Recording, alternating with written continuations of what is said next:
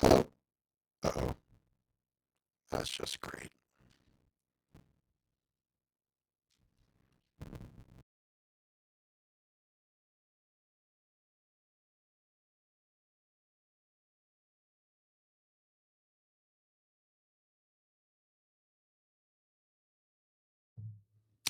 Hello.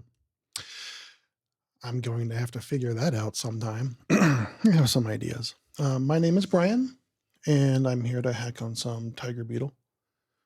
Happy New Year. So, Tiger Beetle is a high performance financial database written in Zig.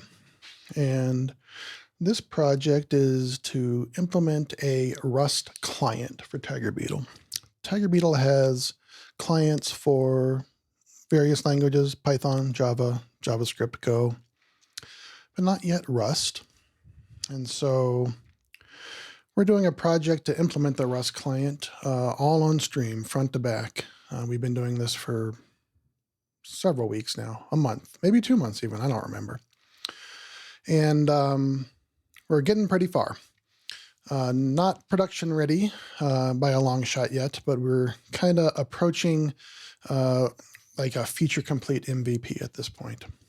And I'm just kind of feeling the need to like power through a few last steps here at the end of the year. So recently we've been working on implementing all the request types for Tiger Beetle. Tiger Beetle has, I think, 8 requests, maybe 9 request types. And we've done 1, 2, 3, 4, 5, I believe. And this process has been kind of an exploratory process of, looking at the requests and making assumptions about how the client responds and how the client should work with those requests. Implementing that request, then taking the pattern we used to implement one request and then implement the next request. And then as we go, we discover that different request types have slightly different behavior and slightly different requirements. And then we kind of realign the implementations of all the requests and extract the patterns into reusable helper functions, generic functions that can be used across request types. And we're getting to the point where I think we've probably seen almost all the types of not the types of requests, but all the different requirements of different request types. And we should be able to really easily plow through and get all the requests finished soon. So I'm expecting this to be a pretty chill, low challenge stream today. We're just going to try to get, at least one more request implemented. But I've said that about the last few streams, and we've come up with new challenges every time so far. So let's go ahead and go find the code and just get going. Probably not going to do a whole lot of chit chat and a whole lot of recontextualizing today, but we'll see. So today, I think what we need to do, this is what we did last time, was get account transfers. And you can see here's our client here. We have just a bunch of request methods that all look very similar. And we did get account transfers last time. And on the right-hand pane here, here's the Zig code for the state machine. And we've done create accounts, create transfers, look up accounts, look up transfers. We've done all 5 of these. And then we have 3 more to implement, and then we'll be, basically feature complete for this project. So the next thing we're going to do is just go knock out get account balances today. Is that really what I want to do? I don't actually know what balances means here. Interesting. So most of the requests we've done have been about getting kind of the values of the main input types back. But balances is a derived type, I think. You don't post a balance. The balance is calculated by your transfers. This is going to be, another type of query that we actually haven't seen before, because we haven't seen a case like this where we're getting a kind of derived type back as the result. Though I suspect the implementation of get account balances should be very similar to get account transfers that we finished yesterday. Just to really quick confirm our assumptions, this on the right-hand side here, this is the state machine for Tiger Beetle written in Zig. And these two methods we refer to a lot. This event type is basically the input type to a request, called an event or maybe an operation. And this is the result type for requests. So the result type here, let's go to the event type real quick. For both get account transfers and get account balances, the input type is an account filter. So we've seen account filters before. We know how to deal with those. Output types, though, are going to be different. So for get account transfers, the result is a transfer. And, transfer is something that we, post as a user of TigerBeetle. You say, here's a transfer, record it. And get account balances, though, the result type is an account balance, which is a type that I have not seen before in this project. I'm not deeply familiar with TigerBeetle. But that's probably the only new thing about this is we're going to have to look and understand vaguely what this account balance struct is. And that means we're also going to have to create a definition of that in Rust for the Rust API.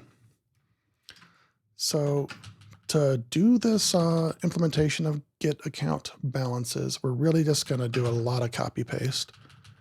And that's kind of what we've been doing, is setting us up to be able to copy paste with confidence. Most of all this code that we're calling in here is going to be exactly the same, and we're not even going to need to look at it.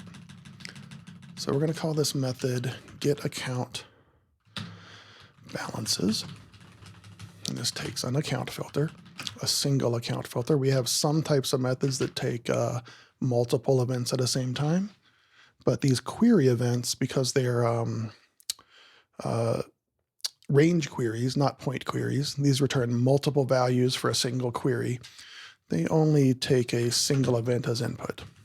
But here you can see they returns multiple events as output, or multiple results as output.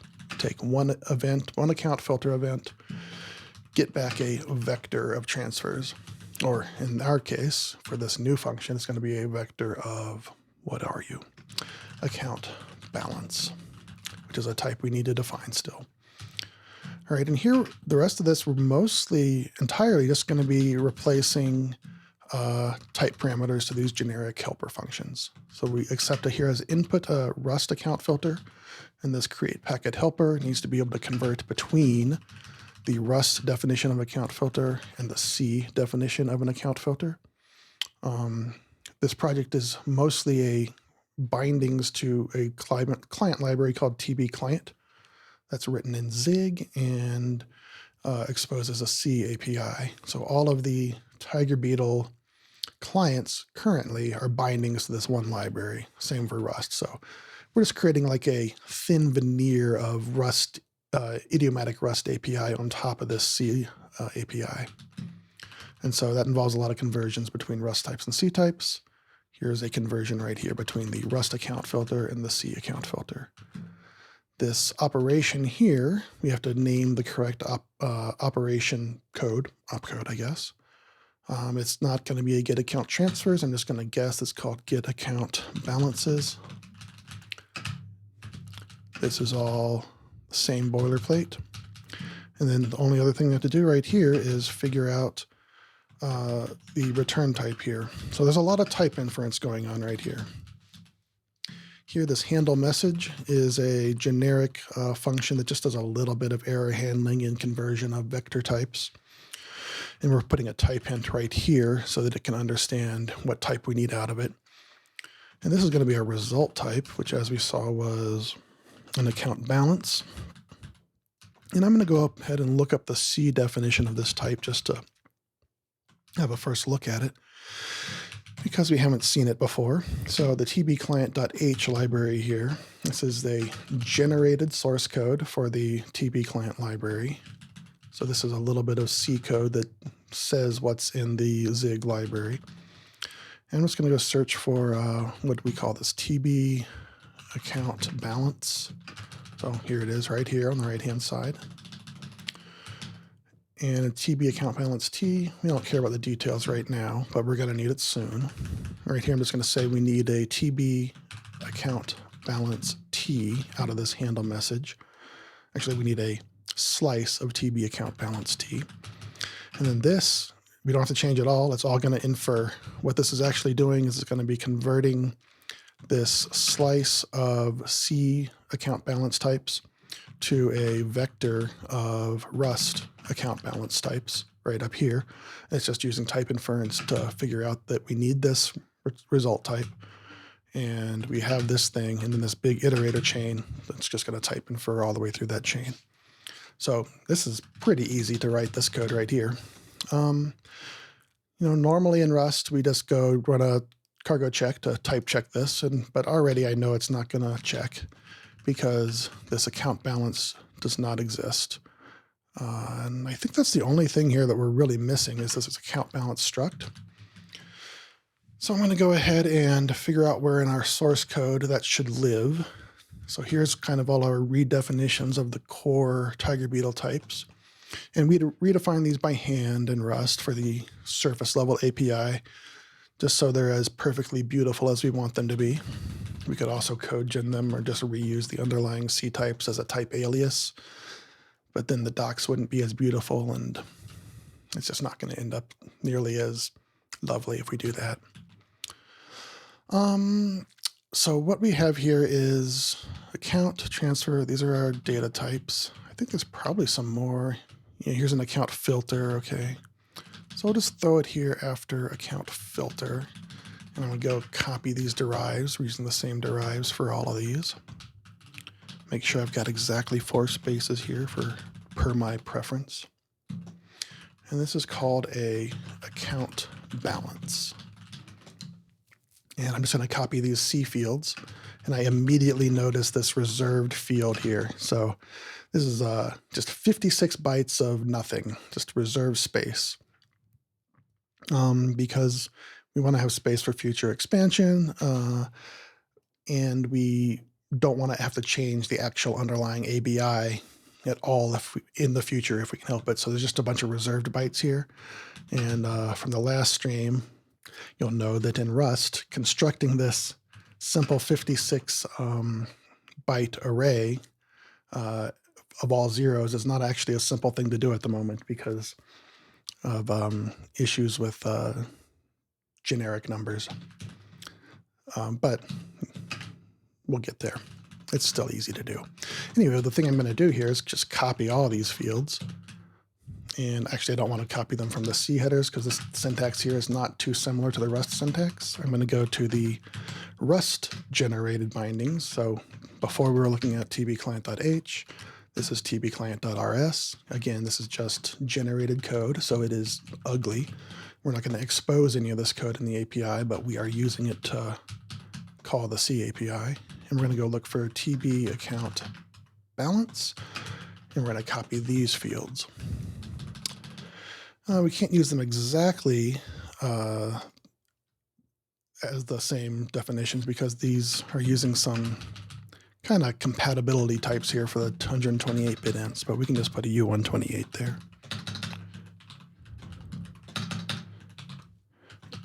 And I actually don't know why this says 56 usize here.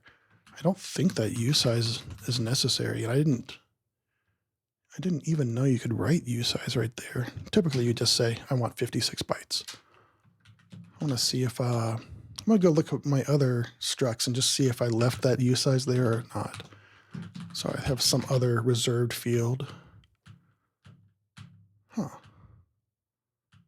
I thought I had another struct with a giant amount of reserved bytes, but I'm not seeing it right now.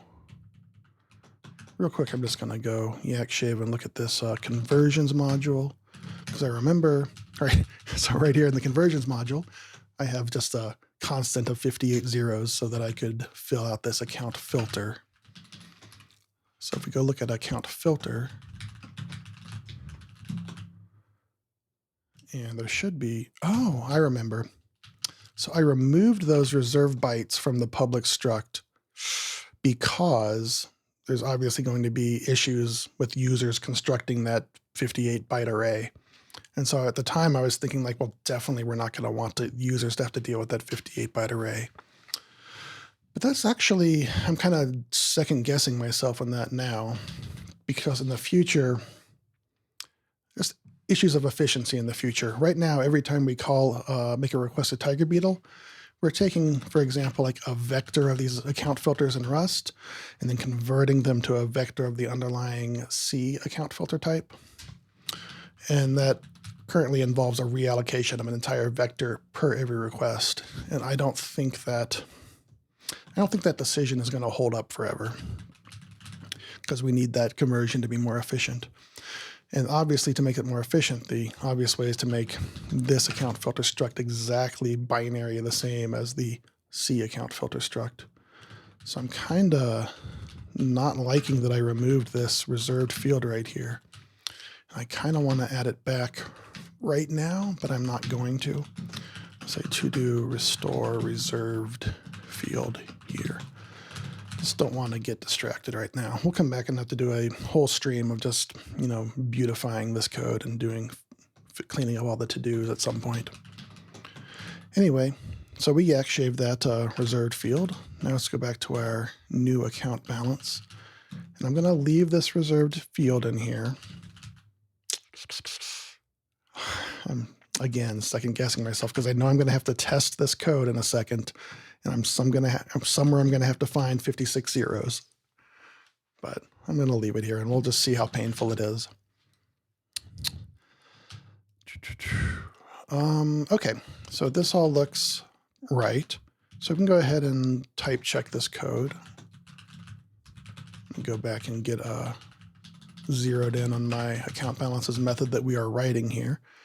And this, I expect this is still not going to compile. And the reason is because there are requirements on this create packet function to do conversions between these two types. Oh, but those exist. We haven't added any new types here.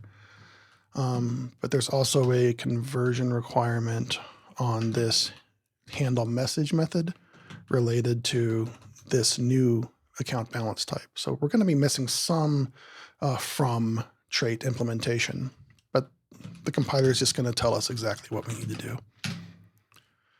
All right, and yep, that looks exactly what we're seeing here. A bunch of errors about missing froms. They're all the exact same error. That's interesting.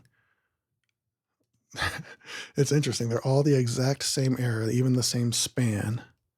Oh, no, they're not exactly this. Okay, this one's a big span. This one's a slightly smaller span. This one's a slightly smaller span. So kind of one error that is kind of spilled out into the larger expression.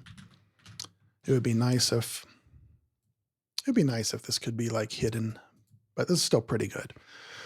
First error is the one. This error caused all these errors. Anyway, we need to implement this from TB account balance for account balance. It tells us exactly what we need to do.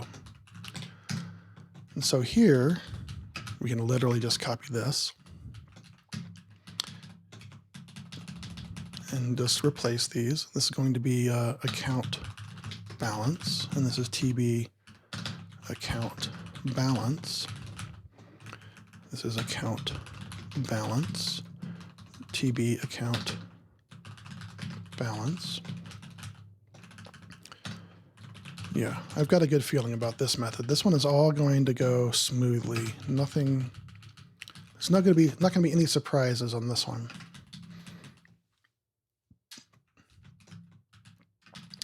And again, we can just copy and paste and replace that pub with nothing. And then replace these with other.debits pending, other.debits posted, other.credits pending, other.credits posted. And timestamp is other.timestamp. And this time we're going to keep the reserved field in both places. So we're just going to say other.reserved. And this reserved field is 56 zeros. And again, there's not just a generic easy way to construct that big of an array in Rust at the moment. So we're going to make this constant, 56 zeros. Eventually, the way we'll probably solve this is we'll have like a default implementation for the entire account balance struct, and then the user will be expected to use that default method. And we have to make this pub because we're going to need to access it. This is not 58 zeros, this is 56 zeros. This is temporary. This is not going to make it to the final API. But I'm going to expose this all the way up to the library level so that I can use it for testing. And then in our library,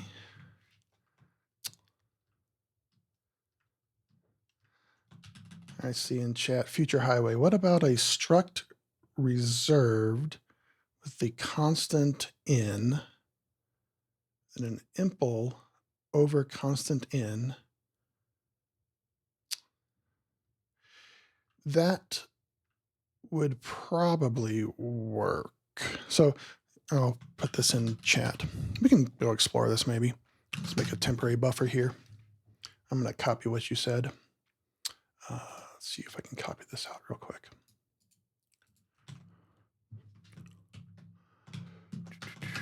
What about this? And make this buffer Rust mode. Try to reformat this in some way that makes sense.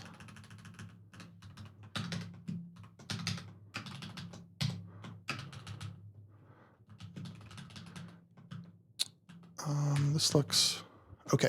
So this is a struct reserve that's generic over a number in. And you know, now that I'm reading what you wrote here, Future Highway, I'm kind of doubting my whole assumption here about how easy it is to construct this array. Well, yeah, okay.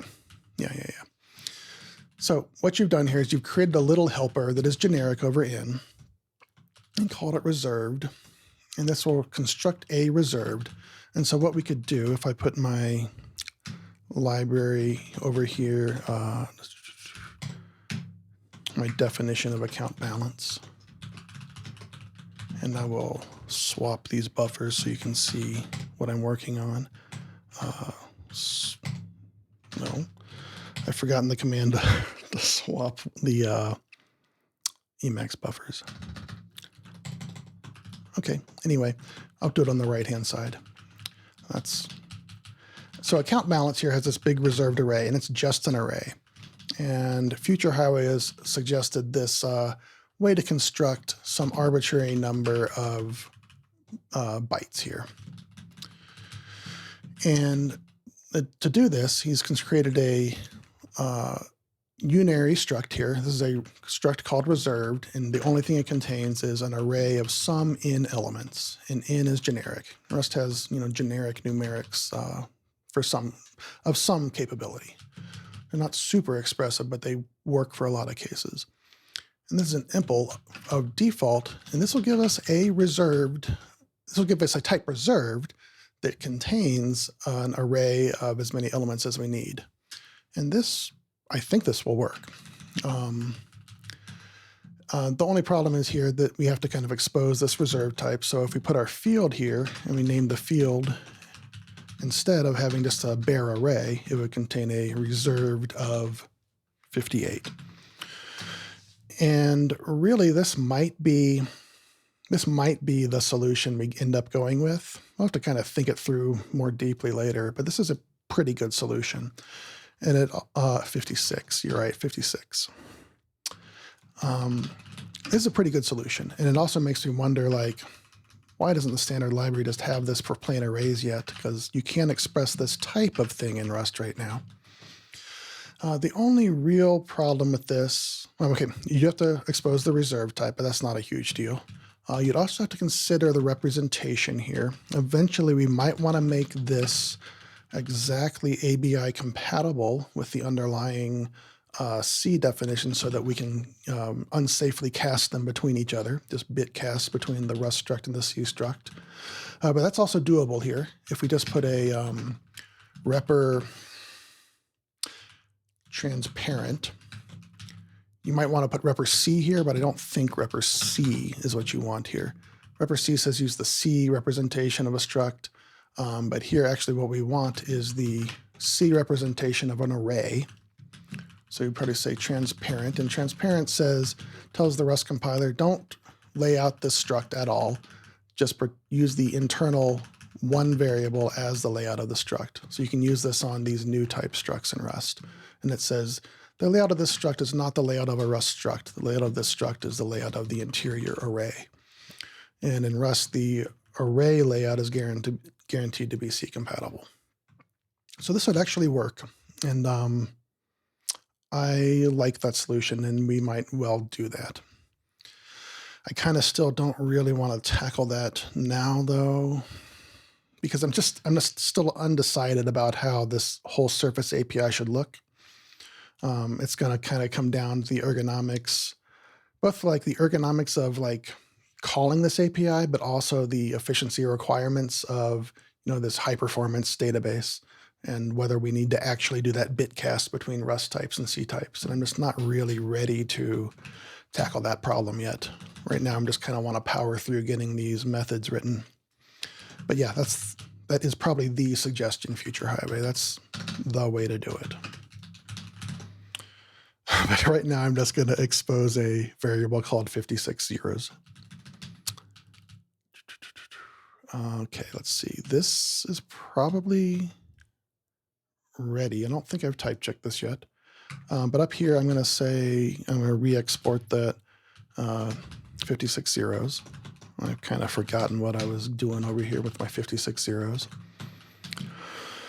And I noticed they already have some other temporary re-exports here. Okay, these are flags. And again, like we were just talking about with that reserved field, a lot of these structs have flags fields that are bit flags.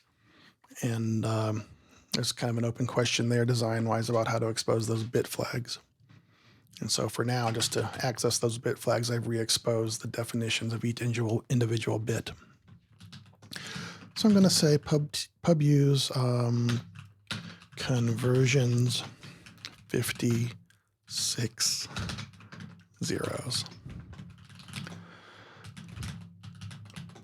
And let's go write a smoke test for this. So this is a little main function we have. Just here's the entire project. It's basically a library and a main function, then the TB client generated bindings, and we've relegated all of our conversion implementations to this conversion module because they're just ugly boilerplate that I don't want to be looking at all the time. But very simple project.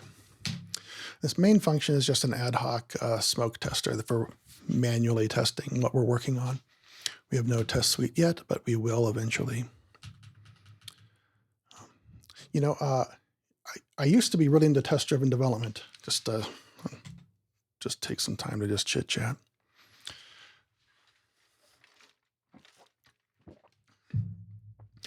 When I was much younger now, I was really into test-driven development. And I basically would not write a line of code without first having a unit test that exercised that line of code. And I really liked the confidence that gave me. And it felt like I always could know that the code was going to work because it already was tested. And it felt like a very controlled, incremental way to develop software. Just everything's always working. But at some point during during the development of Rust, I stopped really caring so much about having perfect test coverage and being really thorough about unit tests. And for two reasons, probably. The first is that Rust type system is just very strong, and so I don't feel the need to have perfect coverage all the time. I really do more thinking about what could go wrong here? What's going to be hard to maintain in the future? What might other people break through maintenance? Things like that. So the amount of tests I write for Rust code is relatively modest. But also I look back on some of the work I used to do where I had just extreme test coverage, and I kind of pity future maintainers of all that code, looking at all, because to get really high test coverage, you often have to put a lot of injection points into your code where you can inject behavior of dependencies and things like that. And a lot of the code that I wrote in a previous career was, very, thorough, probably good code. But it was going to be a kind of pain in the butt for future maintainers to come along and understand all those cases and all the dependency injection stuff that is kind of wrapped around everything.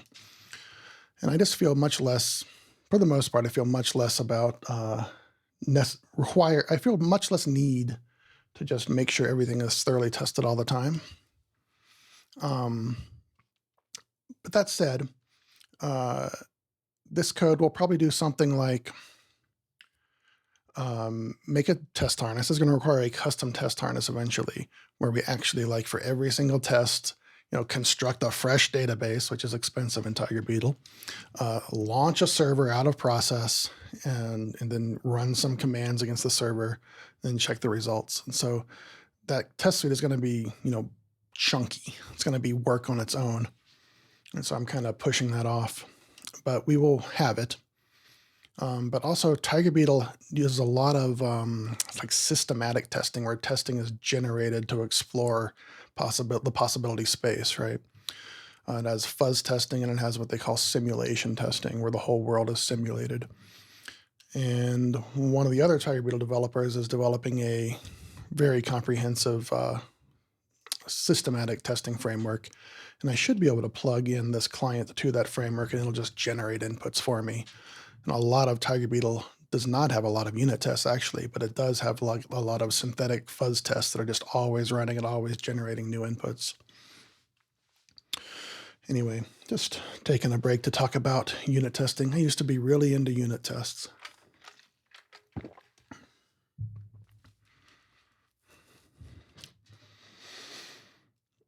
Let's get back to our code. Make sure we go back to the code scene in OBS, because I'm always forgetting to show you what I'm talking about in the code. All right, so here's our little test harness.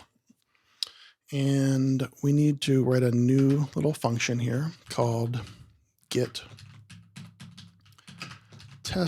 account balances. And this file here is getting very unwieldy because it's just open-coded garbage everywhere. It's not good. I am feeling the need for a real test suite.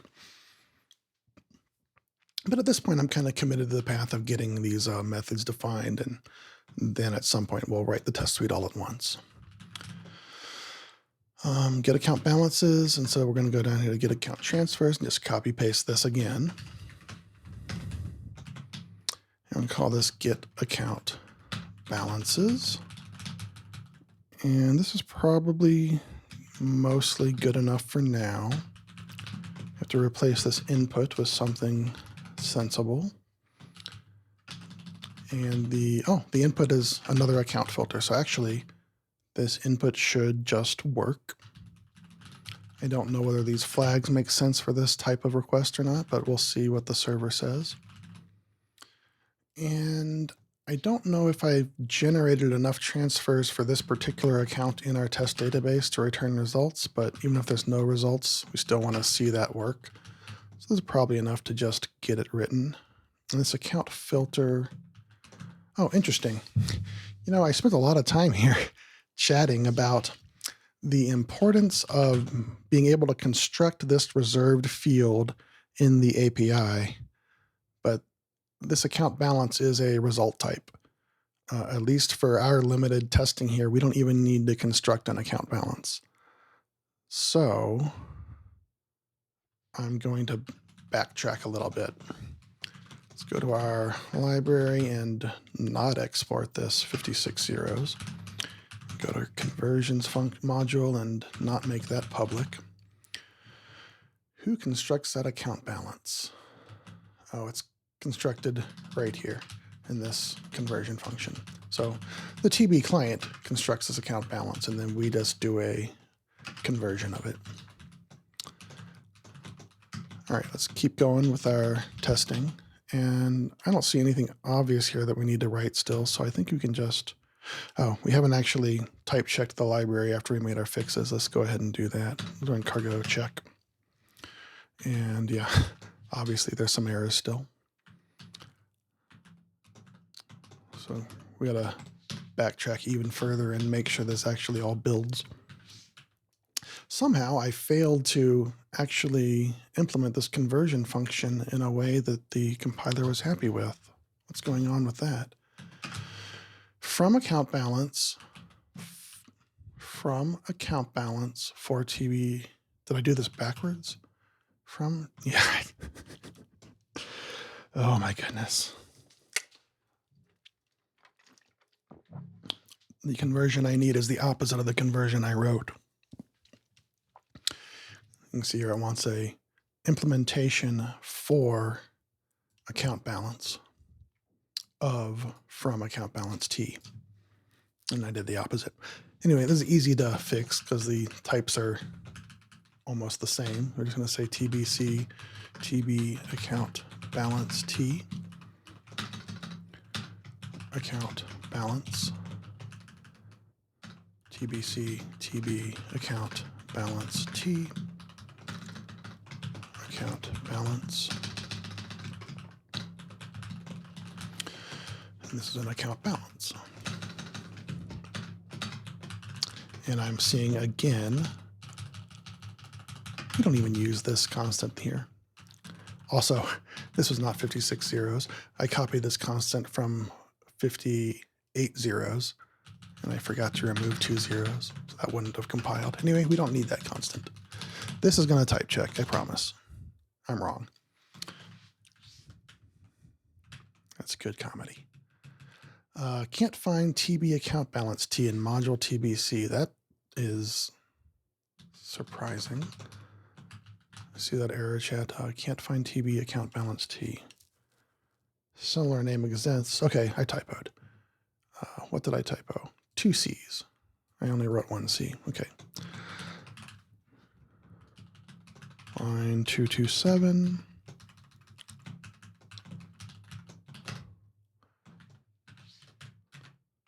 And I typoed again. Capital B.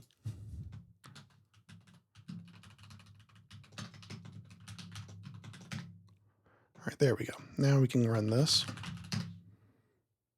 Oh, server's not started. Here's our server. I'm just going to reuse the server we've already got. And it's rebuilding the server for some reason. I still don't really understand why it periodically rebuilds. I'm very, very confused about why Zig decides to rebuild the server here. I did this just yesterday, right? And I didn't change any Zig code at all. Okay, here's get account balances, and we got an empty result. That's probably okay. Probably just don't have any relevant transfers for this account. This warning here, I don't know what these warnings are about. We're starting to get them from the client now after I rebased yesterday. It doesn't seem to be a problem. And this warning, I should probably go investigate what this warning means, because this is a bad error message, right? This is warning me about something, but I have no idea what this warning is about. It's just a bunch of numbers. It's not great. Yeah, I should investigate that at some point, but it's gotta keep on task here. So this result, empty result, is probably okay. Let's go modify our test here and make sure this account 21 has some transfers. So we made some transfers here, test transfers between account 21 and 22. Okay. So I would think we actually do have some transfers for account 21, which makes me think that maybe there's something wrong with how I'm calling this. Account ID 21 is right here, and we're searching for account ID 21. Get account balances. Get account balances. What does get account balances mean, like, semantically? I kind of feel like I'm doing something wrong here, because if I think about what it means to get the balance of an account, there's one balance for an account, right? Is this not actually a range query that we're working on? Like, it looks similar to the account transfers range query, but it doesn't make a whole lot of sense to me that you could have multiple balances for a single account. So this might actually be a point query again, in which case we kind of got to go define our method in a different way. But also, I would kind of think that every single account must have a balance, and this account exists, I think. So we called tests account up here.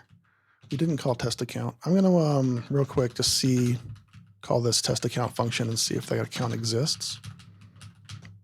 And this is where this ad hoc test is getting really messy. Just trying to figure out what each of these little functions does.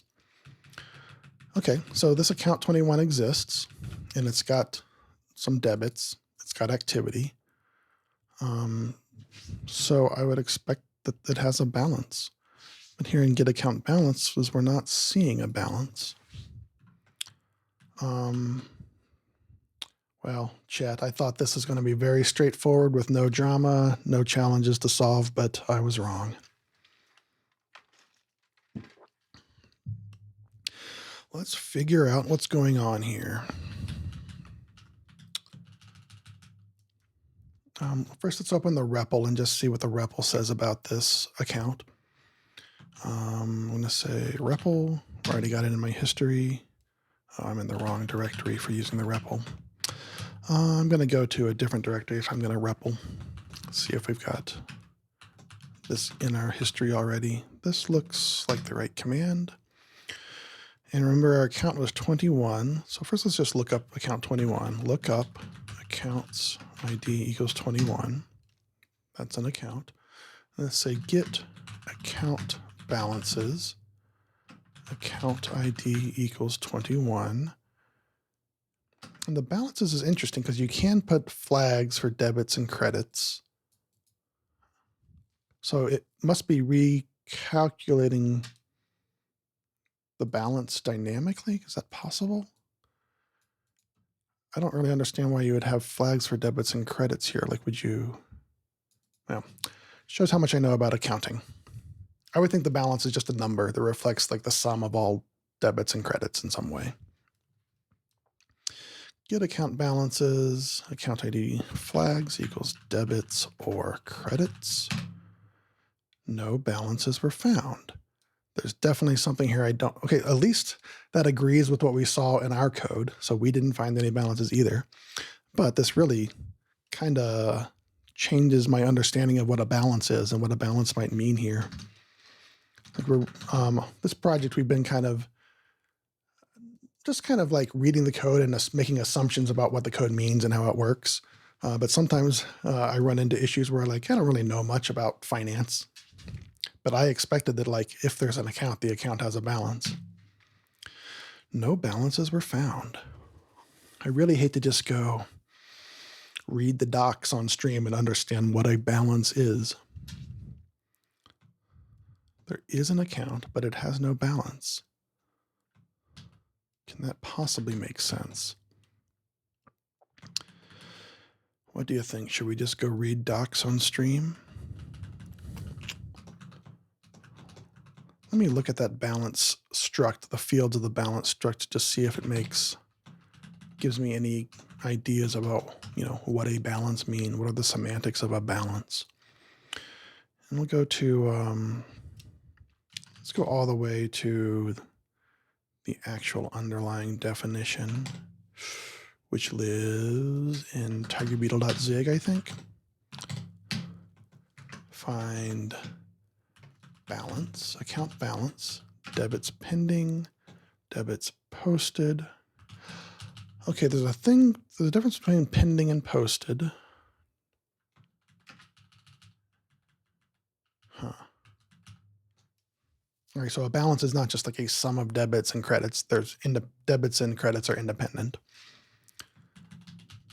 Maybe there's some like transactional reason why this account doesn't have a balance. It doesn't really make sense to me though. Why wouldn't every account just have a sum of its pending and posted debits and credits? It feels wrong to me, and there's definitely something I'm missing.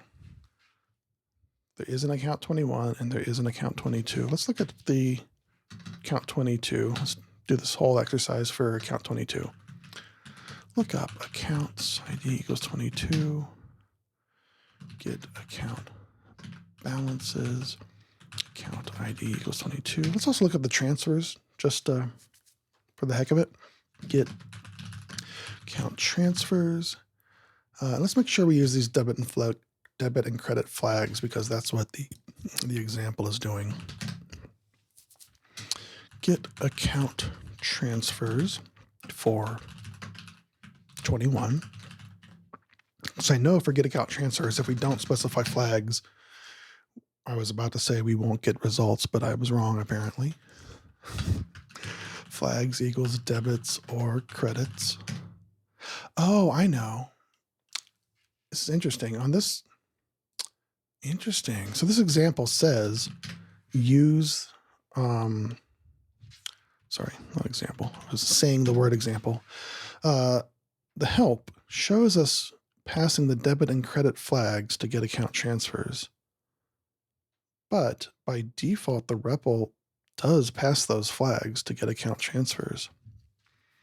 So the example here is kind of out of sync with the actual implementation. Like those are just defaulted flags. Yeah, that's true. We discovered that a few streams ago. Those flags are just inserted automatically by the REPL. I kind of wonder if it does the same thing for account balances. Let's go look at the REPL real quick. All right, we're thoroughly into yak shaving here.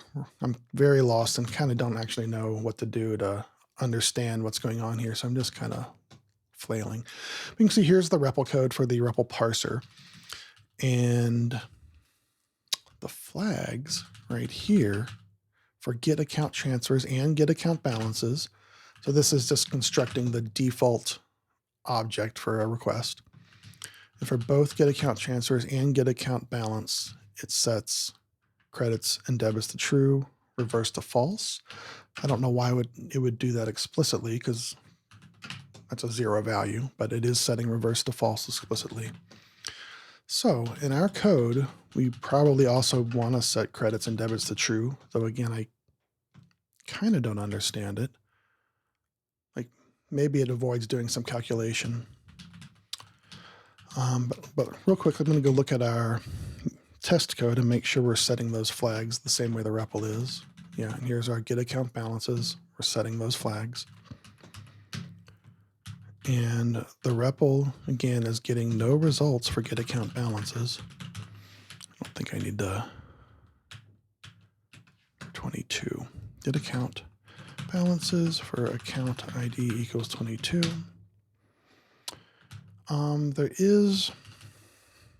There's some other fields here, like the timestamp, but supposedly you can zero those out in order to say no timestamp. Maybe my code is wrong and that's meaningful. Let's look at the function here because we are using code 6 and ledger 5. So maybe I'm not filtering on code correctly in this case. Though up here in get account transfers, I was not specifying the code. But up here, I am specifying I have no idea what this code field is, but it exists in a lot of data structures. So I was thinking maybe if I didn't specify the code here, it won't return the balances. So let's just try it. Let's do it in the REPL first. Get account balances, code equals, and the code is defaulted to 0. Let's do code 6. Okay, still no balances. And there's no ledger field on account filter. It's interesting. Why is there? Okay, so chat, I don't know what ledger or code do. But you might think that like the whole database is partitioned by ledgers, right? So you want to be able to keep your ledgers separate. But in the account filter, there's no way to say like, just give me the stuff for this particular ledger. So I actually don't know offhand what the role of a ledger or the code is in Tiger Beetle. And combined with the fact that apparently my intuition about what a balance is also wrong. So I'm kind of thinking like, I need to go read some docs and really level up my understanding of Tiger Beetle. No balances were found. Well, I hate to move on from this without seeing a successful balance, but I'm also kind of stumped about what to do, and besides just going and reading like some Tiger Beetle examples, which will make a bad stream, but I don't know. You can just go do it. Anyway, the code we've written here is okay. So I'm going to checkpoint our code at least. It doesn't seem wrong to me. It seems right to me. I suspect this code is right. And real quick, I'm just going to go read some Tiger Beetle docs. Sorry. Right. But when I go back to the code, remember, gotta switch scenes and we gotta go back to the code so you can see what I'm talking about. I was thinking like I really need like some kind of bot that can understand what I'm talking about and tell me automatically when I am not on the terminal OBS scene. That seems doable because I forget all the time. Let's just go to the Tiger Beetle docs. And it's been a while since I've read the Tiger Beetle docs. I just want to see if it's got like a definition here of a balance. Here's an account balance. Storing the account's balance at a given point in time. Only accounts with the flag history set retain historical balances. Okay, that could be relevant.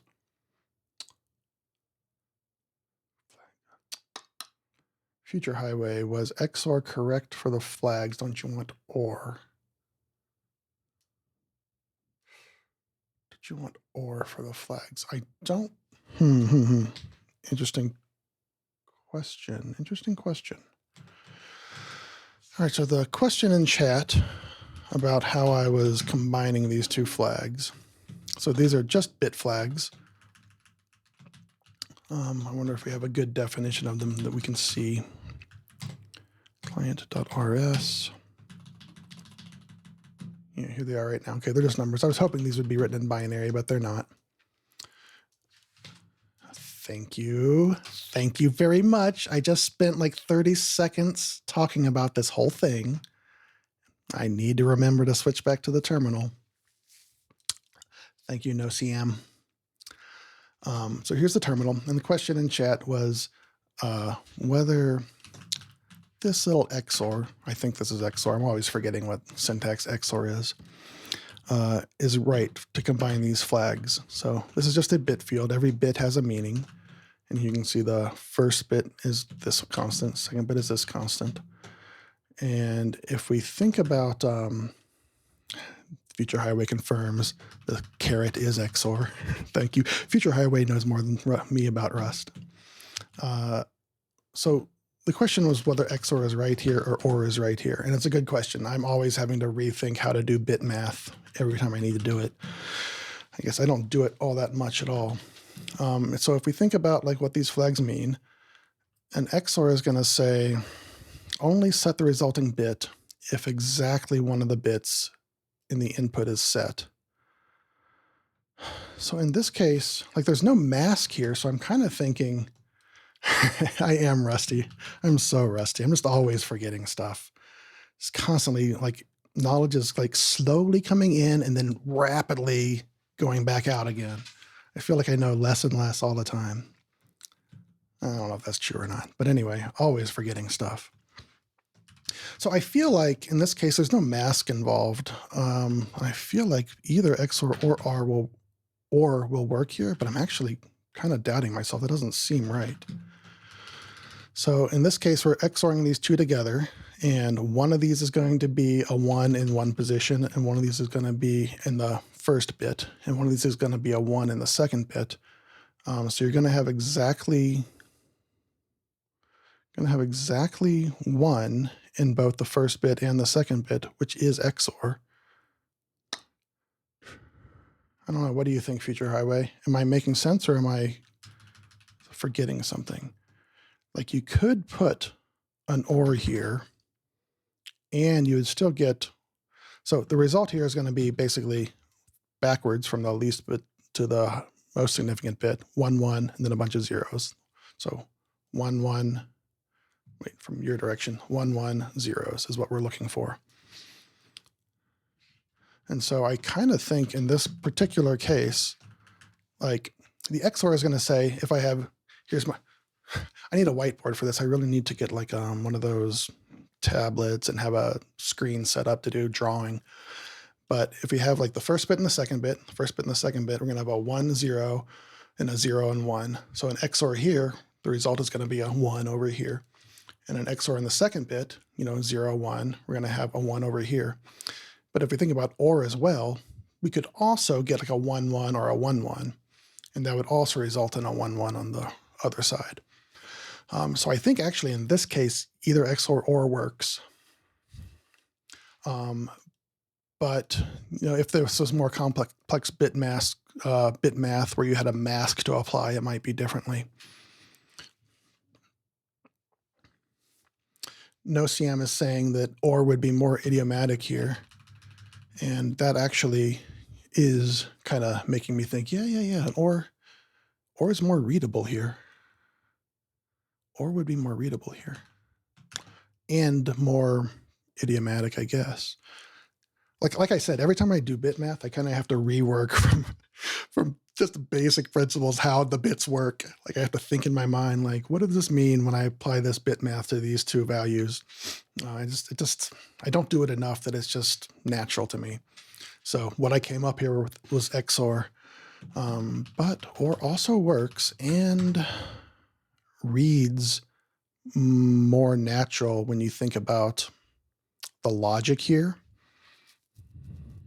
Yeah, I like that suggestion. Thank you, Future Highway, and thank you, NoCM, for the suggestions. OR is more appropriate here. Let's go find my other XOR and deal with that. Yeah, good refresher. This is not going to make it to the final API, probably. This probably will turn into some other way of specifying Rust bit flags. Though in Rust, there's not really a very pretty ergonomic way to deal with bit fields like this. Sadly, Zig is much better at bit fields. What do we need to do here? I really lost track of my train of thought. Okay, we were going to commit that. That's a good change. Thank you. All right, we're kind of thinking about whether we want to go understand what it means to be an account balance, and I kind of think we do. Yeah, so NoCM is asking about if there's a rusty way to set those flags. So like in Zig, we can go look at it in Zig. And the answer is probably not really, not in the language. The Rust language doesn't address bits directly. Let's go find that definition in Zig because it'll be illustrative. This is one place of several, where Zig does something that would make sense in Rust. That Rust doesn't do. I think this was in, where was this? Probably in tigerbeetle.zig.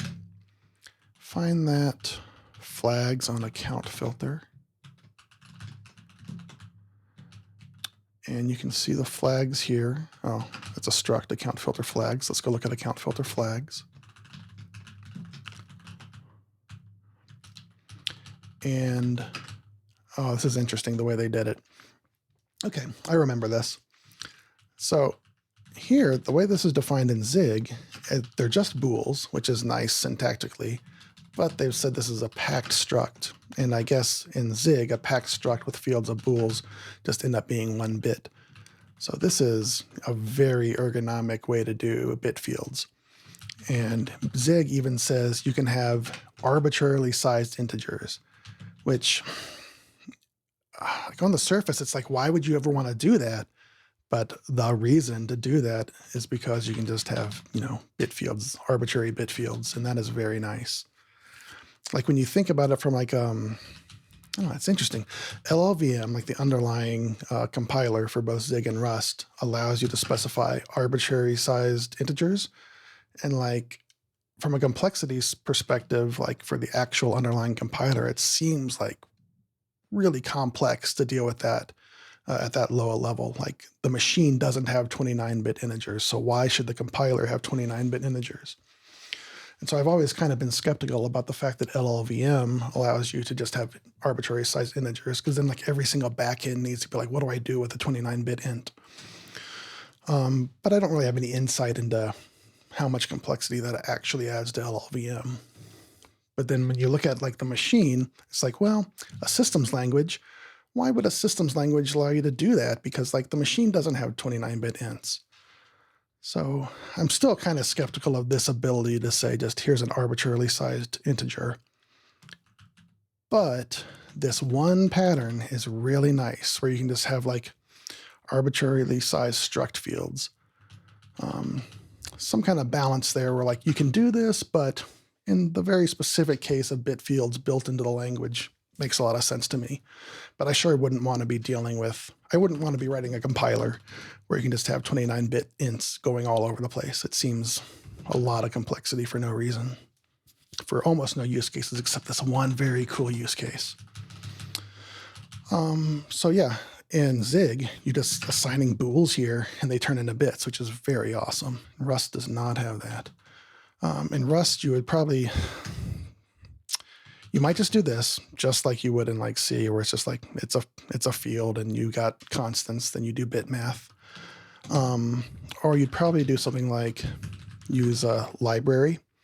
And there's some internal DSL right here where you can like make something look like a struct, but it kind of has accessor methods on it that make it act kind of like a bit field. But it's all pretty ugly. And so when we're thinking about compatibility with C, like if we want to define this flags in Rust in a way that is compatible with C, I actually don't know offhand if there's a pretty way in Rust to do it. Like I don't know if this bit flags will generate C compatible things or not.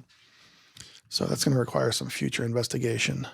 But probably for me, if I was just writing a greenfield Rust API, I would probably use this bit flags macro, even though I don't love it. And there's a few other crates that provide the ergonomic bit fields in Rust, but it's all kind of suboptimal. Some in-language solution seems appropriate for Rust there. All right, now I'm going to go back to the docs and just peruse the docs for just a bit. And if we, all right, remember, Brian, when I stop reading the docs, I'm going to go back to the terminal and make sure everybody's looking at the terminal. All right, and if I spend more than 5 minutes reading the docs here, we're just going to give up and move on. So the issue here, since we've kind of digressed for quite a while now, we implemented the query for balances for accounts, and we got back no account balances. And we also confirmed that the REPL gets back no account balances, but it seems pretty clear that if you have an account, there should be balances. So there's some kind of assumption that I have about what it means to be a balance in Tiger Beetle that is wrong. And I kind of want to understand how we achieve a state of the database where an account actually has a balance. And so I'm just kind of like looking at the docs right now. So this account balance, it stores the balance at a point in time. So the database will record historical balances. So that suggests that, remember, quite a while ago now, we were speculating about whether get account balances is a point query or a range query. In database terms, a point query returns one result. A range query returns a cursor or a page of results and can arbitrary number of results. And that affects our API. But if a balance has historical balances, then almost certainly this is a range query. So hopefully that answers that question. And that also suggests that the timestamp, the time range embedded in that query makes a lot of sense. You can just get historical balances over time. You do not have historical balances if an account doesn't have the history flag set. That could be a hint about what we're seeing here, why we're not getting any balances. But like I would still kind of expect that like if we don't have historical balances, we'll still get one current balance, but that's not what we're seeing. So there's a timestamp. The balance is updated, has a timestamp. And it's, okay, this is an interesting question. We've had a lot of questions about what timestamps mean in Tiger Beetle on this stream. And it is a nanosecond since the epoch. Timestamp refers to the same timestamp which changed the account in the transfer. Okay, interesting. Not relevant to what we're doing, but bank that knowledge, hopefully. The amounts refer to the account after the amounts refer fields after the transfer execution. Amounts refer to the account balance. What does this amounts mean here? The amounts. What is the amounts? The amounts of timestamp? Account balance recorded after the okay, don't quite get that. There's a timestamp field. Debit is the account balance. Debits pending. Debits posted. Credits pending. This all makes sense. It's the only thing here is this mystery sentence. Now there's this sentence makes some sense. This makes some sense. There's also another struct involved here. There's the query filter struct. So we could go read the docs for the query filter and see if that gives us any insight into how the query filter impacts account balances.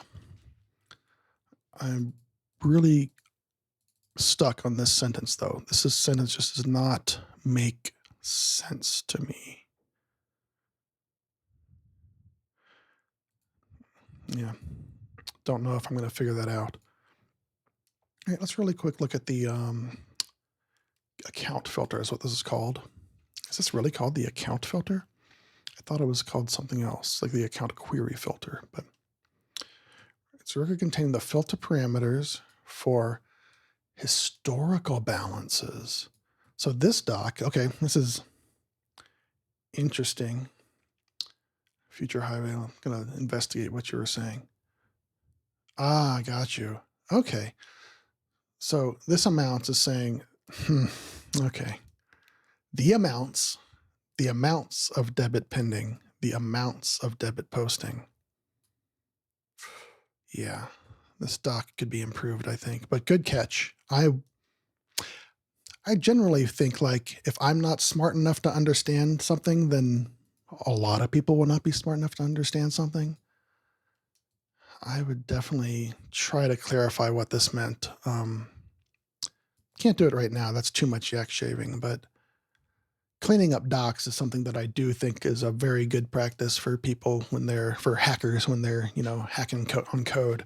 Like if they see something that they don't understand, other people are probably going to see stuff that other people aren't going to understand. Yeah. Okay, that all makes sense. This makes sense. The amounts refers to, the amounts down here. Then there's the account filter is where we were at. And this says it's a record containing filter parameters for querying the account transfers and account historical balances. So this suggests to me that get account balances, the request we're working on, is only for historical balances. It does not tell you like the current accumulated balance, which is interesting. I wonder if that just exists. The balance might just exist on the account. So you do a point lookup for the account if you want its balance. Let's look at the fields here on account. There's not a balance field on account. Oh, but it has credits post. The balance is not just a number like I keep thinking in my head as a naive non-accountant. The balance is the debits pending, the debits posted, etc. So the account type itself has the current balance just always embedded in it. This all makes a lot of sense. So we figured it out. That's amazing. We did it, chat. Yes. All right. So this method that we're implementing right now is only for historical account balances. All right. So I'm going back to the code and I am switching scenes. All right, so I think before we continue on, though, we do need to prove it to ourselves. So we'll kind of set up a scenario where we do have historical account balances. And I don't think we can just mutate an existing account to turn on historical balances, though maybe it's possible. I don't care to find out, though, so I'm just going to set up a scenario. It was, yeah. All right, so I'm just going to set up a scenario where we create a new account ID. And while we do that, I'm going to do a little refactoring of our test harness here. And it's been bugging me a while that I've got all these duplicated constants here. It's not amenable to what we've been doing lately. So I'm going to turn these into constants. And I have to give them a type if we're going to make them constants.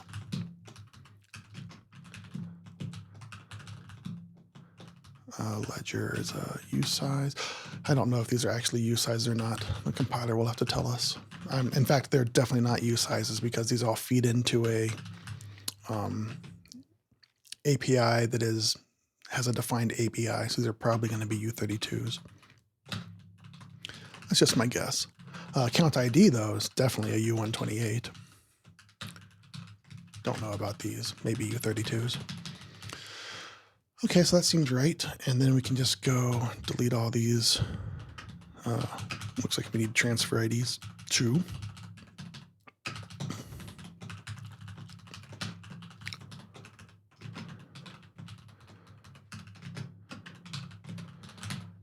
And go find all those locals and get rid of them.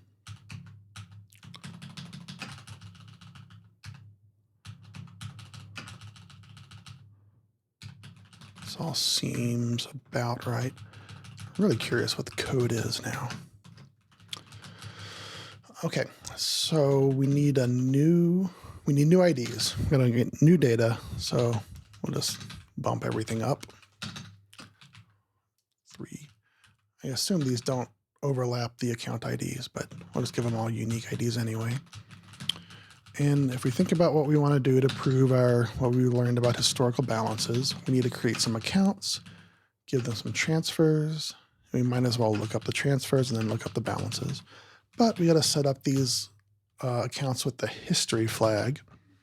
So we're going to have to do a little bit more legwork here to find out what that flag is and make it available to us, which means we're going to have to temporarily re-export some other flag here. So we go to tbcclient.rs and look for this is a flag on accounts. I actually have no idea where these flags are defined right now. Flags, let's just search for flags. This looks like it. Account flags. Can be linked. History. That's got to be us. So I'm going to say, I'm going to copy that right here. Pub use that as, got it. Account filter flag, account filter, TB account filter, TB account flag, TB account filter. I wonder why I renamed these the way I did. Account filter is first, TB account, okay. I'll follow the pattern I used here. Account history. I removed all the kind of ad hoc name spacing from this value, which means like, this is almost a collision with this. Anyway, this is all temporary stuff. And we called this account history.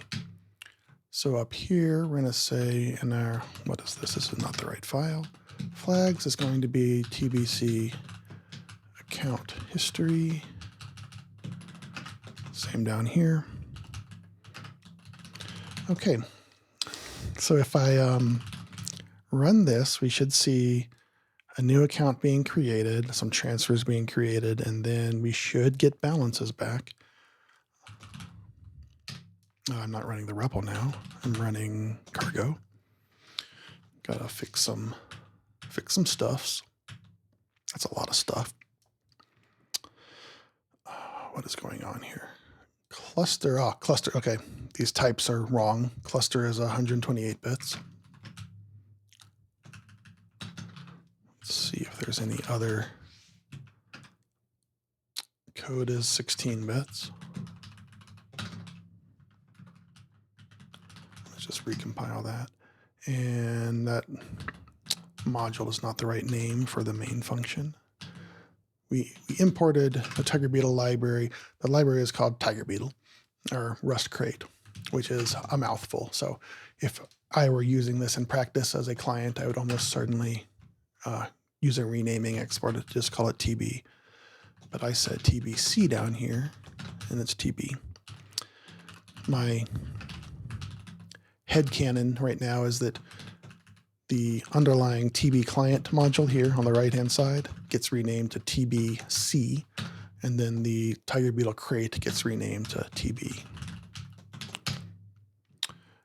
Okay, still got another wrong type here. The flags are 16. Wait a minute. This is a fallout of imprecise C bindings.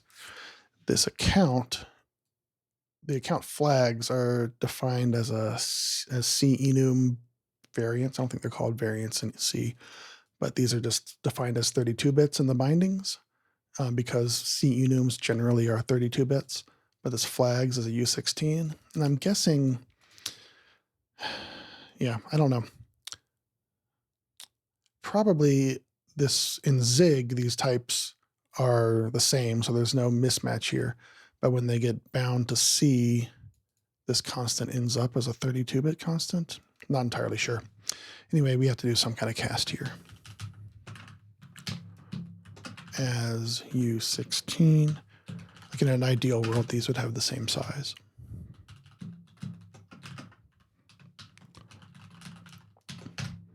And this is a narrowing cast. So in general, for production code, I wouldn't write this as an as cast because that's a lossy cast, which is error prone. But also in this case, you know, definitely the number of constants here for these flags is not going to be more than held in a U16. But for most production code, I would probably use a conversion function here that would fail if this narrowing cast failed. Oh, look at this. So all these zeros are definitely part of our query. That's 56 reserved zeros right there. But we got some account balances. There's a debit posted on this account. Great. I feel good about that. That's a success. And I'll just commit all this junk. Again, my history is just junk for now. Okay, let's see. We've accomplished a lot here. I think we can, yeah, I still have a little time. I can keep going. I'm going to step back though and just take a breather. So it took us about, all right. At the beginning of this stream, I said like, this one is going to be, you know, exactly the same as the one we did yesterday. It's going to be all straightforward, not going to have any challenges. And that was not right. Not true at all.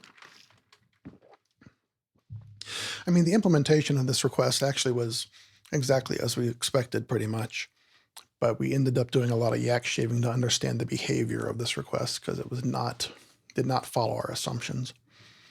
But the actual code was very straightforward. Okay, just doing a little cleanup on my workspace here, getting rid of those browser windows. I know you can't see it. I'm just kind of steeling myself for prospect of another yak shave on this next method we implement. We'll see. I'm definitely going to get started. We got to get through this stuff, chat. This stuff is, you know, pretty easy to do, and it's been kind of dragging out, just trying to get it done. I really want to get, you know, a PR in and get other eyes on this code at some point. And we're still pretty far away from getting a PR done. I know I was just typing and I forgot to switch scenes. Don't have to tell me. I figured it out myself this time. But yeah, we're still kind of far away from getting like a polished PR done. Just need to get through these methods. There's kind of a question in my mind about whether I'm going to actually start a test suite before trying to land, you know, preliminary code. You know, the first PR is just going to be like an MVP. You know, people can look at it and use it and give feedback, but it's not going to be the final, crate. But I know that like if we sit down to write a decent test suite on stream, that's going to take hours and hours on stream to do. So I'm kind of apprehensive about it and questioning whether we're going to write a test suite before we do a PR or not. Anyway, let's just continue on, go back to our state machine and find out what the next request is.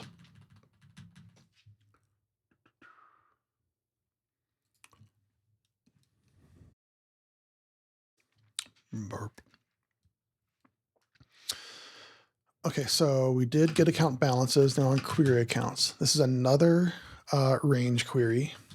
This one has a new filter type, so I don't know. I have no idea what the semantics of this are. Don't know what this query is for, but it's going to be similar to what we've already done. The input is a new filter type that we haven't seen before, and the output is an account, which you've already seen. Similar query transfers, output we've already seen. So this should be straightforward. Let's just dive into it and get it done. All right, so here get account balances. Again, we're just going to copy paste this and replace the type parameters. I'm going to call this submit query accounts. And this is not an account filter anymore. This is a query filter. And it returns accounts. So this is going to be just based on what we're seeing here. We're going to be looking for some number of accounts, and so filter is going to be a way to look for accounts. I know that sounds very obvious. Query accounts. It's going to be for querying accounts. But a lot of times I'm just kind of like mindlessly typing stuff, without really like thinking deeply about what it is I'm typing. So we're going to replace our type parameters here. Again, this create packet is doing a conversion between input types, and our input type is query filter. So this is the Rust definition of a query filter. This is the C definition of a query filter. And real quick, I'm assuming there is a type with this name, but let's go look at the header file again. tbclient.h, tb query, yeah, it's right there, query filter.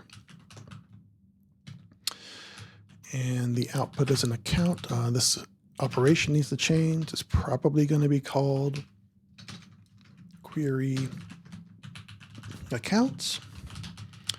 This doesn't change. This is common for all implementations. And this, again, just got to replace this type int, and it should all just work modulo the other definitions we need to implement. And this is, the result is a account. So it's going to be a tb account t. And again, what we need in the end is a vector of accounts. And that what we have here after the underlying request is a vector of tb account t, which is the C definition of accounts. But this big iterator chain will just do that conversion for us, and it'll all be type inferred. But we don't need to go around the type check yet, because we already know that we don't have a query filter. We don't have an implementation of the conversion between query filters, and we don't have an implementation. We do have an implementation. We might have an implementation to convert from a C account to a Rust account. Don't know if that implementation exists yet or not. But anyway, let's go define query filter, and then we'll have the compiler tell us the impls we need to write. And query filter, I want to keep the Rust definitions kind of organized more or less the same as the Zig C definitions. So query filter comes after the account balance. So I'm going to go find where I defined account balance and put query filter right after it. You know, I keep the Rust definitions organized similarly to the Zig code so that, you know, people familiar with one will feel comfortable when they hack on the other. Account balance, we're just going, okay, I just typed the wrong thing while I was saying one thing. This is not an account balance we're defining here. This is a query filter. And again, we're just going to copy these fields, but not from the C definition, from the Rust bindgen definition. Query filter. And then our fields will be almost identical, but we do need these to be pub. The only change we're going to make here is this U128 is going to use the real Rust U128 type. This kind of type def C style definition here is probably a bindgen artifact or something, BindGen is probably maintaining compatibility with older Rust Cs, but it could just put a U128 here. Although also U128s are not ABI stable in Rust, and that might really be the reason why BindGen just doesn't generate U128s here. Not sure. Not sure. Okay, so this query filter, that's done. And now we can just go have the compiler tell us what else we haven't implemented. So let's do a cargo check. And there's a, okay, there's a bound here. Rust event, C event. Yeah, okay.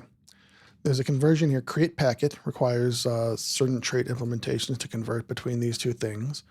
And so the compiler is just telling us we need an implementation on TB query filter from the Rust query filter.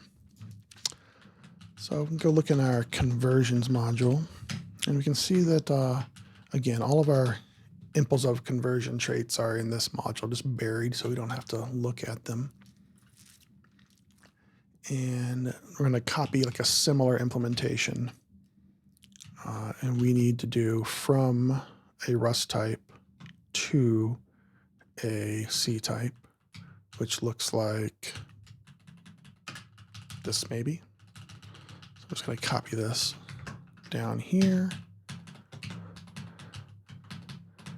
And I'm going to replace these type parameters. This is from query filter for TB query filter T. This is from query filter. I see you, chat. I'll check out that in a second. Let's get these types all replaced. TB query filter T. I think that's right. And this is a TB query filter T. And again, these fields we just copy from one to the other. I'm going to go find that definition of this again in Rust.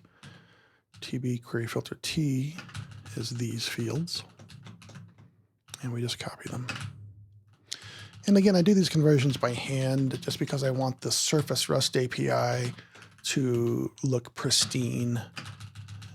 It's a lot of boilerplate doing these conversions though. Pub. And this is gonna just really quickly other.user data 128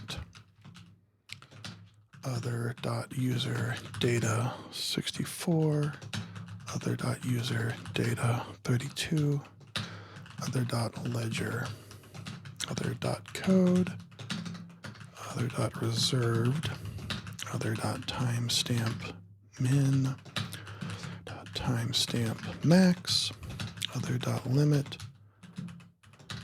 and other.flags. And real quick, just type check this, and it looks like it's good. This is Rust complaining about our naming of these constants in our main file. And actually, this is interesting. Ah, there it is. It's giving us a way to turn these off. Non-uppercase globals. I'm just going to go ahead and real quick and turn that off. This code is not important enough for me to even bother fixing that naming there because none of this is going to survive. Let me show it to me again. Non-uppercase globals. Uppercase globals. All right, let's checkpoint that. Now I'll check out what's going on.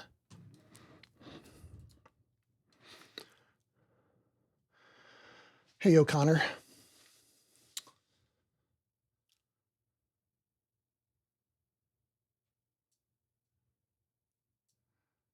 My lack of experience. All right, so there's a question about interviews. Not specifically Rust related, but O'Connor has an interview coming up for a web position, but you don't actually care about doing web development. More interested in cybersecurity.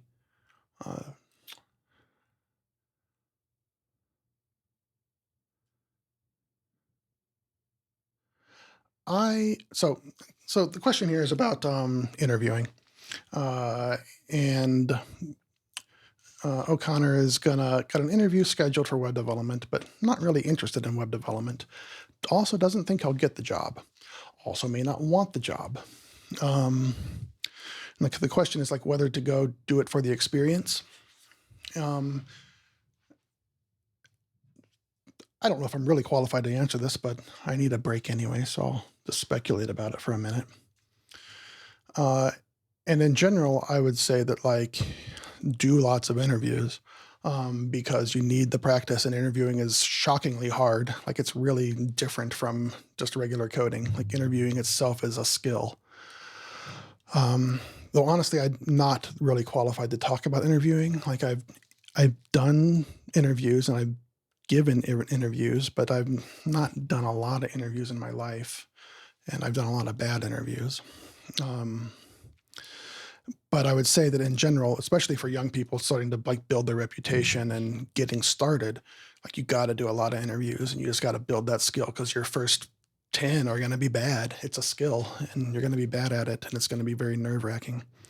But in this case, like if you don't plan to take the job, if you don't want the job and you know you wouldn't take it, I would say it's kind of disrespectful to go take that interview if you know you're not interested in the job.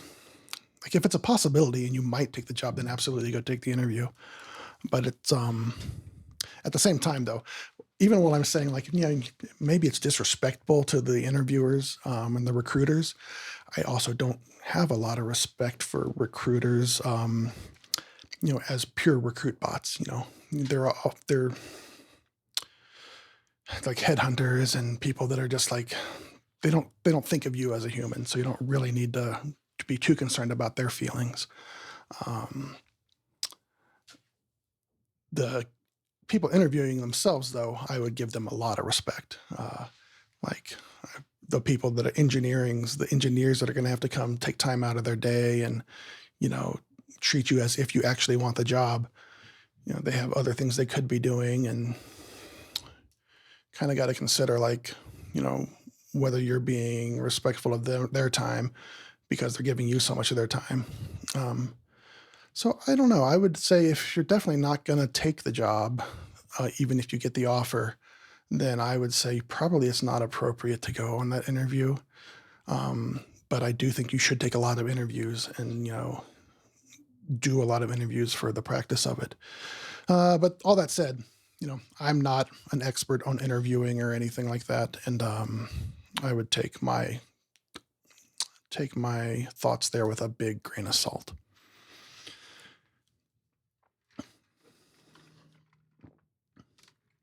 I appreciate the question, though. O'Connor, are you mostly doing Rust right now, or Zig, or either? Let's see. If I'm going to get back to coding, yep, we're still making progress. We got a little more time, got a little more progress to make. I'm kind of thinking about whether it's appropriate to say that like headhunters and recruiters don't deserve your respect. Like I'm going to be on the internet forever having said that on stream. I don't know. I kind of feel it in my heart, right? Like if I meet a headhunter and like socially, not outside of industry, I'd be like, yeah, that's a human.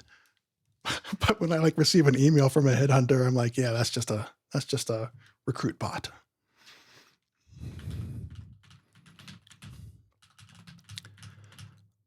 Okay, got to kind of regroup my brain here.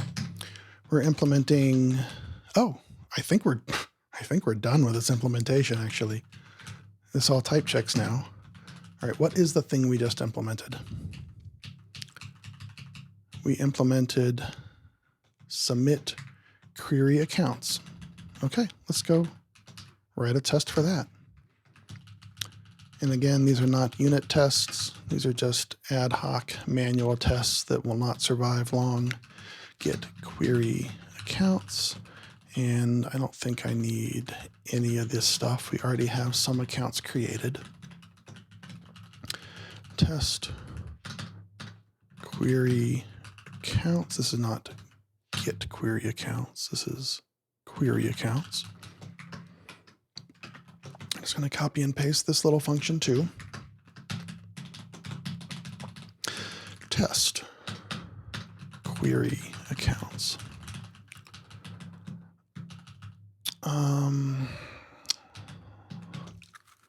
This is submit query accounts.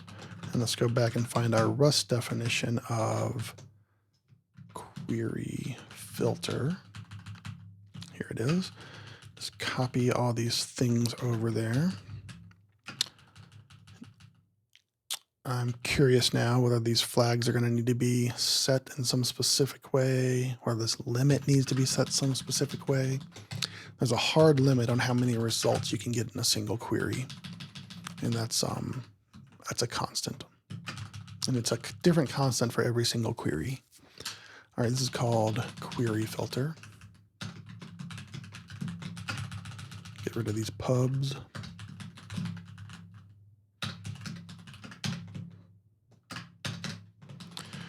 And put in something useful here. And in general, zeros are a sentinel value that means ignore this in Tiger Beetle. Though I assume it's valid to have 0 user data.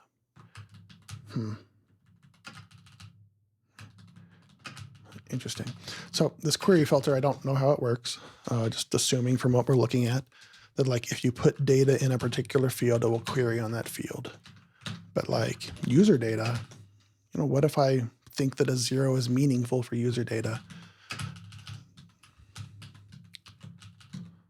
This reserved is okay.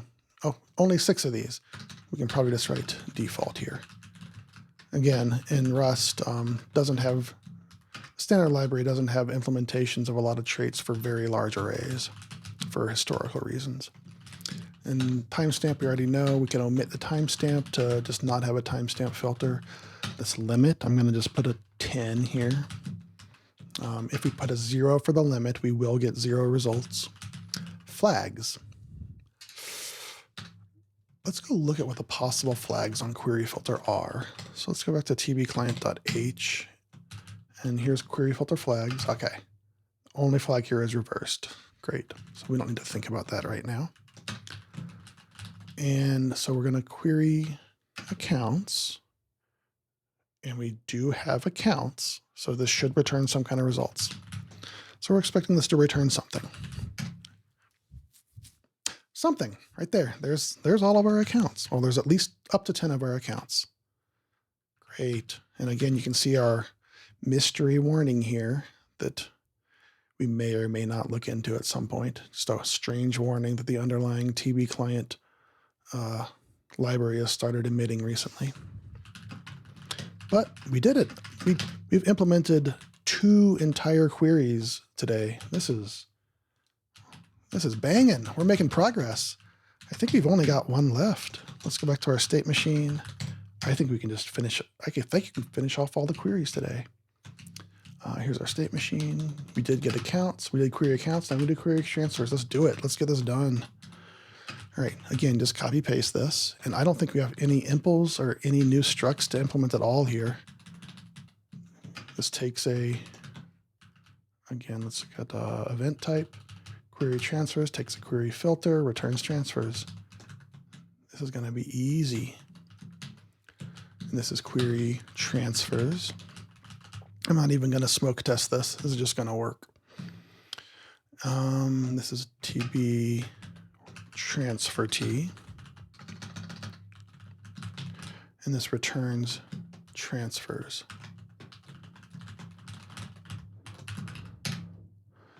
And this is not pluralized. This returns a vec of transfers. Submit query transfers. All right, I'm rushing this because I'm missing a lot of stuff. Let's look a little more intently at what we've written here. Transfers. Input is a filter. Output are transfers. That doesn't change. Op changes. Output is a transfer. Done. We did that in like 30 seconds, chat. Oh, all that work is paid off. Okay, I'm going to push this. I think that's probably about a good stopping point because we've kind of completed the task. So this was like the big thing, was getting all of the requests implemented. And as far as I know, all of the requests are implemented correctly. Of course, we haven't written any tests at all. So, we'll learn something new, I'm sure, when we go write that test suite.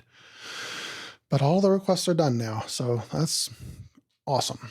And I kind of don't even know what to work on next. So I'm going to have to go regroup and come back another day and we'll move on to the next thing finally. But some of the things we got to work on in the future are writing a test suite, which we're probably going to have multiple test suites, honestly. We're going to have like a standard unit test suite. And then we're also going to hook into one of the more systemic test suites that Tiger Beetle has that is just able to fuzz stuff indefinitely. But don't have to get all that done for the PR. So we need to write some tests. We need to hook up the Rust build system to the Tiger Beetle build system. Got to have that done because we have to, people that want to use the Rust client need a way to build it simply.